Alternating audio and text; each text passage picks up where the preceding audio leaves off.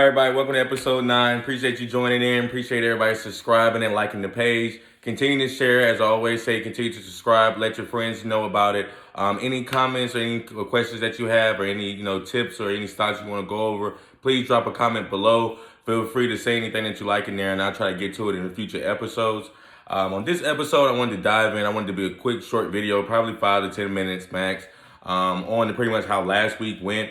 And then one of the stocks, on my social media sites, I did talk about one of the stocks I wanted to introduce that I, pretty much got into last week that jumped. Just to help you understand how you can do a little bit of research on the stock, and that way you get into it before it actually jumps versus getting into it after it jumps.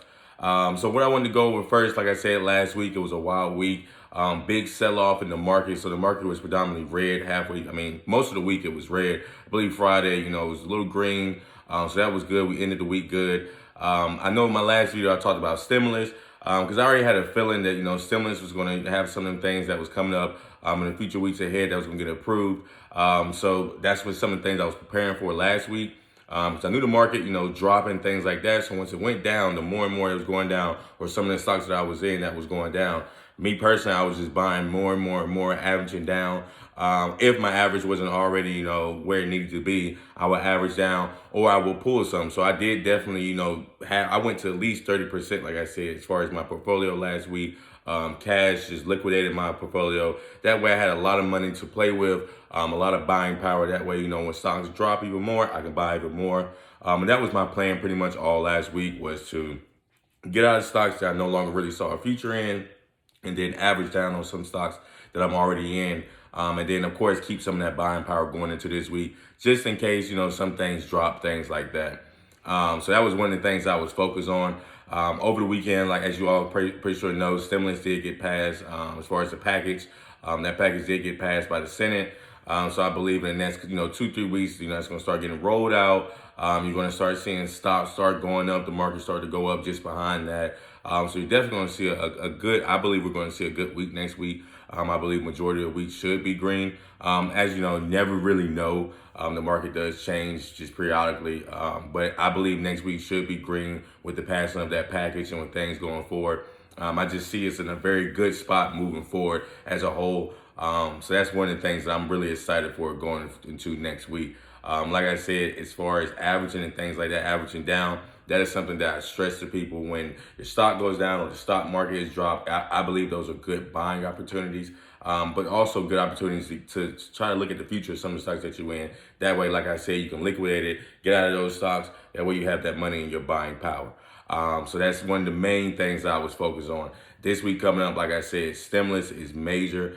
Still looking at how, the weather goes in certain parts of the country, how weather is changing, because that could definitely affect how certain things, certain commodities or certain products are being sold or not sold. So that's something that I really look into. I definitely check the weather a lot. And then on top of that, like I said, news as far as politics, things like that.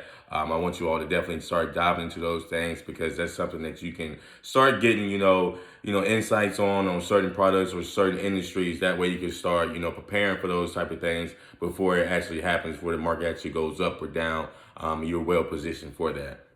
So that was one of the main things that I was really focused on last week.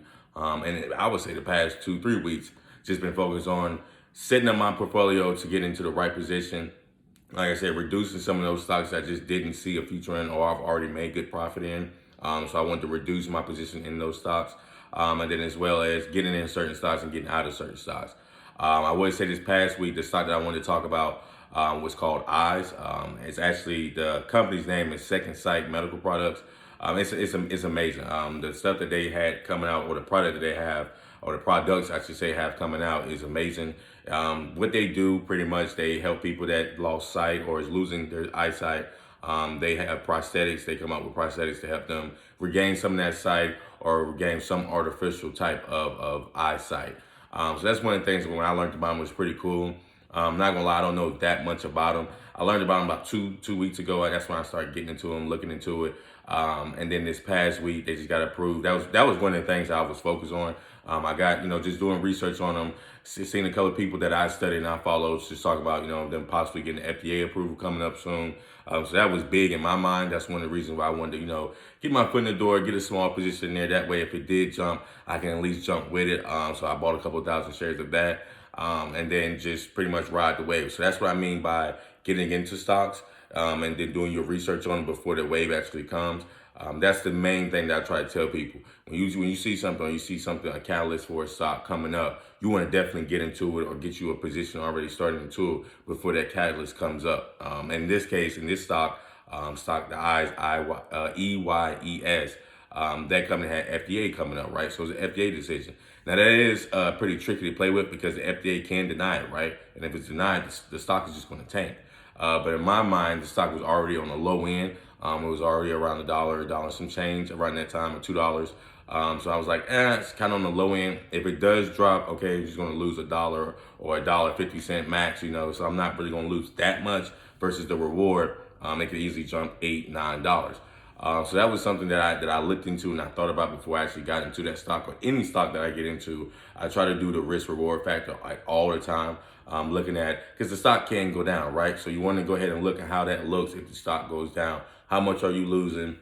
If you have 5,000 or 10,000 shares or something and the stock drops $1, now you lost 10,000, right? So you might not want to have a big of a position. You might want to start out, if you're not too sure about the stock or you haven't done that much research, you just heard from a couple people you follow that it's going to jump or this amount date or this date it could jump.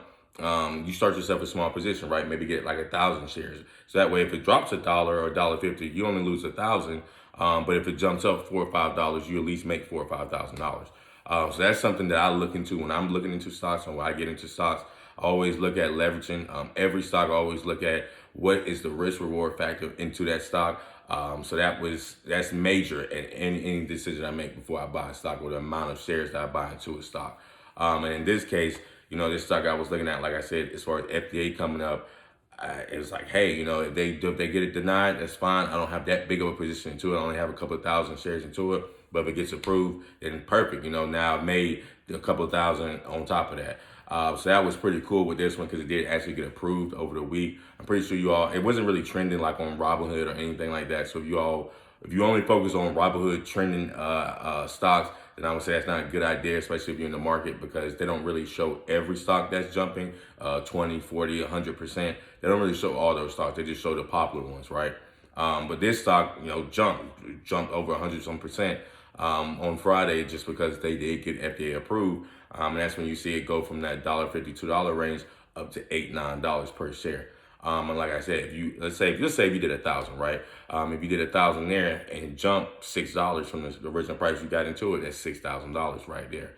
So that's some of the things, like I said, I look into. That's why for me, you do a small position, you get you a couple of thousand shares into it. That way you're not losing that much. But if it does jump, then it will jump up and you still make a good, decent amount of money.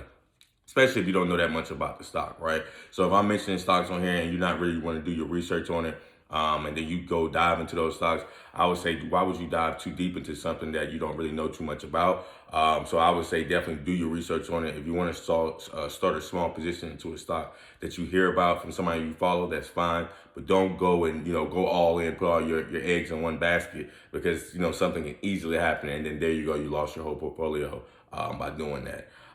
But so that's why I would say take your time when you're following people, or people such as myself that we're not stock advisors, we're not financial advisors, anything like that. We're just regular traders, just giving our advice.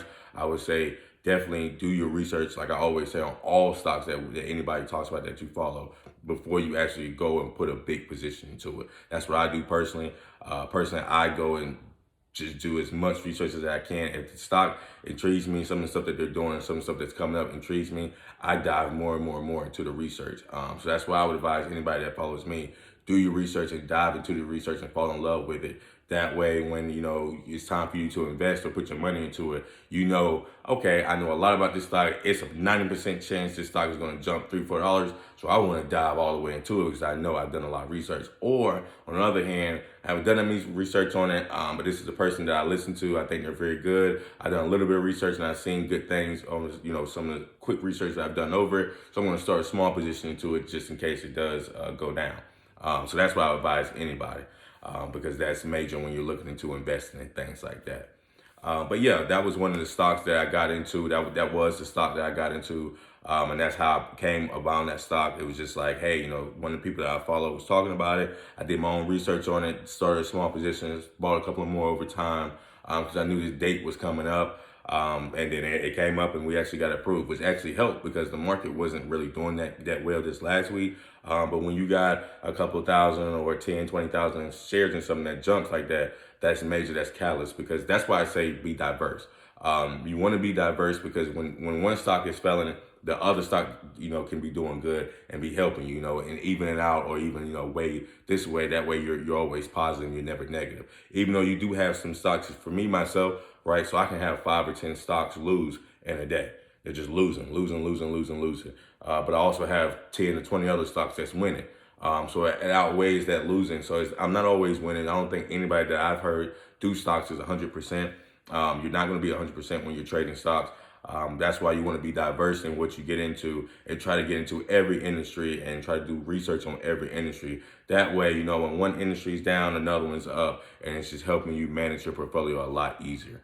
But yeah, so Oz is one of the stocks that I really loved and I want to talk about in this episode. I'm not gonna really dive into many more of the stocks. I'm just really excited about this week. So I want to do a quick video this week just to get you all, pumped about it. Get you all excited about stimulus coming out because that's very good. That's going to help the market tremendously because especially, with a lot of these tech stocks, if you look at it, the more and more we start going back to the regular world, right? So people start going back to work, things start opening up.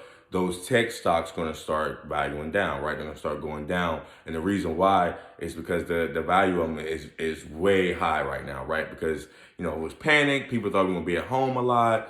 So those tech stocks value, was looking pretty good because like, hey, we're going to be at home for a while. We're going to need these technology stocks. But then when you start looking at it, like, we're not going to be at home that much. We're actually starting to ease up. Texas is starting to let, people wear masks, things like that. So that's when you see those high value stocks start to go down a little bit. And that's what you're seeing these past couple of weeks because states are starting to open up. Countries are starting to look into opening it up. And then as that happens, then those stocks are starting to decrease and then start to, it's called a market correction. I'm pretty sure you all know about that. And that's pretty much what I felt it was leaning towards. But I still feel we're on that, that up end, right? So we're still going up. We're still unsure if we're going to actually open up all the way. A lot of states haven't, got rid of those mask mandates and things like that. So I still feel like we're still on that train. But the more and more, I would say, start, switching your portfolio over to those stocks that are more, value stocks, right? Not, growth stocks. So it's more into commodity, things like that. Because the more and more we start going back to, the old life that we used to live before COVID, you'll see those growth stocks start to, correct a little bit more and more and start to dive down a little bit more and more. Because right now they are high value, I feel personally, but that doesn't mean I'm shying away from them. I still get into them, but also keeping in the back of my head that these stocks are high value, so they're going to eventually start going down soon. It's just a matter of time. And another thing I wanted to touch on just for the last 2 minutes of the episode, not the stock market, but the house market. The house market is amazing right now, right? So I'm pretty sure a lot of you all heard about the house market. It's up right now.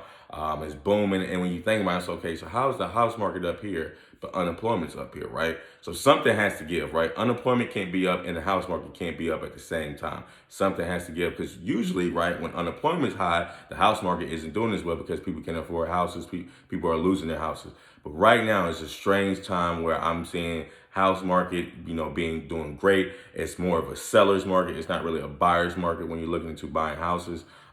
Sellers have more leverage right now just because of interest rates and things like that. But then when you look at the unemployment side, unemployment is high as well. So eventually, I feel one of those things are going to fall. So that's something I want you all to, start looking into as far as the future market futures for houses and things like that. Because you can definitely bet against the housing market.